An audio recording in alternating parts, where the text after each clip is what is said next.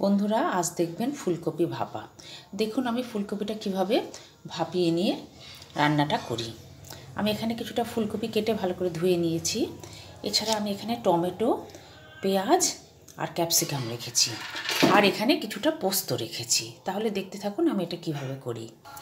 প্রথমেই কড়াইতে তেল দিয়ে নিয়েছি। কড়াইতে তেল দিয়ে ফুলকপিগুলো অল্প করে ভেজে নেব।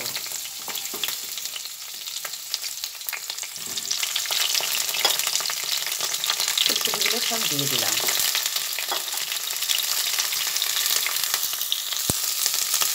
ভেজে নেওয়ার সময় অল্প করে এর মধ্যে হলুদ দিয়ে দিলাম।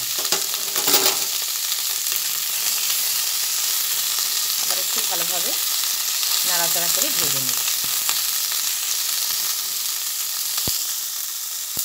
ফুলকপিগুলো ভাজা হতে হতেই আমি এর মধ্যে যে ক্যাপসিকামটা কেটে রেখেছি সেটাও দিয়ে দিলাম।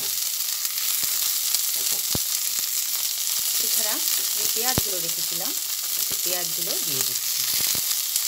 সবই খুব সামান্য করে ভেজে নেব। যেহেতু এটা ভাপা করছি, ক্যাপসিকামগুলো হয়তো একটু কাঁচাও থাকতে পারে, সেই জন্য আমি এগুলো ফুলকপির সঙ্গে দিয়ে অল্প করে ভেজে নিচ্ছি। এগুলো অল্প করে ভাজা হয়ে গেছে। এরপর এগুলো একটা ঢাকনা দেওয়া পাত্রে তুলে নেব, যেটা ভাপে বসাতে পারবো ঢাকা দিয়ে, সেই রকম বাটিতে। দেখুন এটা একটা বড় পাত্রে ঢেলে নিয়েছি, যে পাত্রটা ঢাকা দিয়ে ভাপে বসানো যাবে। এর মধ্যে আমি একটা কাঁচা লঙ্কা দিয়ে দিলাম, ধনেপাতা দিয়ে দিলাম। এছাড়া কিছুটা টমেটো কুচিয়ে রেখেছি, টমেটোটাও দিয়ে দিচ্ছি। এরপরে নুন দেব। আমি এতে আগে নুন দিইনি, নুনটা এখন দিয়ে দেব। নুন দিয়ে দিলাম। এছাড়া যে পোস্তটা বেটে রেখেছি সেই পোস্তটা এর মধ্যে দিয়ে দিলাম।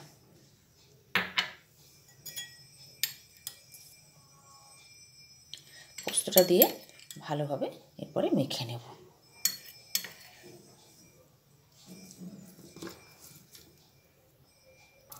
পোস্তটা দিয়ে এবার ভালোভাবে মেখে নিয়ে এবার এটা একটা ঢাকনাটা দিয়ে দেব। সবই দিয়ে দিয়েছি, এবার ঢাকনাটা দিয়ে দিলাম। এটা এবার ভাপে বসিয়ে দেব। এরপরে আমি একটা বড় বাটিতে জল বসিয়ে দিয়েছি। এরপরে ওই বাটিটা এর উপরে বসিয়ে দেব। দেখুন বন্ধুরা, বাটিটা ওই বাটির উপরে বসিয়ে দিলাম। বন্ধুরা দেখুন 10 মিনিট এইভাবে ভাপে রেখে দিলাম। ভাপে ভাপে হলো। এবার একটু ঢাকনাটা তুলে দেখব হয়েছে নাকি। এগুলো সবই সেদ্ধ হয়ে গেছে। এইভাবে আপনারা এটা করে নেবেন। দেখুন বন্ধুটা, ঢাকনাটা খুলে দিয়েছি। এবার ফুলকপি ভাপাটা হয়ে গেছে। আপনারা এইভাবে ভাপা ফুলকপি করে নেবেন, খুব দুর্দান্ত স্বাদের হয় এটা। আর আমার এই রেসিপিটা আপনাদের যদি ভালো লাগে তাহলে অবশ্যই লাইক, শেয়ার এবং কমেন্টস করে আর সাবস্ক্রাইব করে আমার পাশে থাকবেন।